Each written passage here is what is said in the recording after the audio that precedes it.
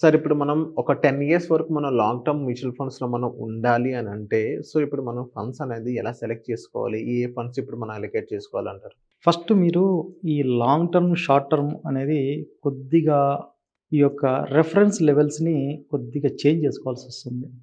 As per mutual ఫండ్స్‌లో గానీ, ఈక్విటీలో గానీ షార్ట్ టర్మ్ అంటే ఫస్ట్ డే టు 365 డేస్ అంటే 1 ఇయర్ వరకు షార్ట్ టర్మ్ అని. 365 days to completely more than 365 days ఉన్నటువంటి కాలాన్ని లాంగ్ టర్మ్ అని మనము మాట్లాడుకుంటాము. కానీ యాక్చువల్‌గా ఒక ప్రాసెస్‌లోకి తీసుకొని ఒక ప్రాక్టికల్‌గా మనం ఆలోచించినప్పుడు ఒక ఇన్వెస్ట్‌మెంట్ పాయింట్ ఆఫ్ వ్యూలో షార్ట్ టర్మ్ అంటే దాదాపు 3-5 ఇయర్స్ వరకు షార్ట్ టర్మ్ అనే అంటారు. అంటే ఒక రేంజ్‌కి లోబడి మనము ఈ యొక్క లాభాల ఒరవడి అంటే వాలటాలిటీ కానీ, లేదంటే ప్రాఫిట్ రేషియోస్ కానీ ఒక 3-5 ఇయర్స్ వరకు ఒక రేంజ్‌లో ఉంటాయి.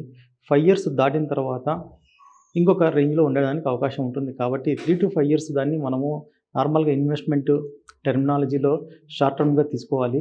అలాగే మోర్ దాన్ 5 ఇయర్స్ ఉన్నటువంటి కాలాన్ని లాంగ్ టర్మ్ తీసుకోవాల్సొస్తుంది. ఇప్పుడు లాంగ్ టర్ము 10 ఇయర్స్ అనేది, 20 ఇయర్స్ అనేది, 30 ఇయర్స్ అనేది ఇది ఒక ఇండివిడ్యువల్‌కి సంబంధించినటువంటి తన యొక్క పెట్టుబడులు పెట్టిన దాని వీటి మీద లాభాల స్వీకరణ గానీ, వాటి యొక్క ఉపయోగం తన జీవిత అవసరాలకి ఎలా ఉపయోగపడుతుందనే దాని మీదనే ఆధారపడి ఉంటుంది. ఆ రకంగా చూసుకున్నప్పుడు 10 సంవత్సరాలనేది ఒక డీసెంట్ పీరియడ్. సో, ఈ డీసెంట్ పీరియడ్‌లో మనము ఇన్వెస్ట్‌మెంట్స్ 2 రకాలుగా తీసుకోవచ్చు. మనకు టాంజెన్షియల్ అనేది మనకు అంటే మనకు కనబడేటువంటి మన కళ్ళకు కనపడేటువంటిది. వస్తు రూపేణా అంటే మన గోల్డ్ గానీ, సిల్వర్ గానీ, లేదా రియల్ ఎస్టేట్ కానీ ఇవన్నీ కూడా మనకు tangential properties or tangential assets.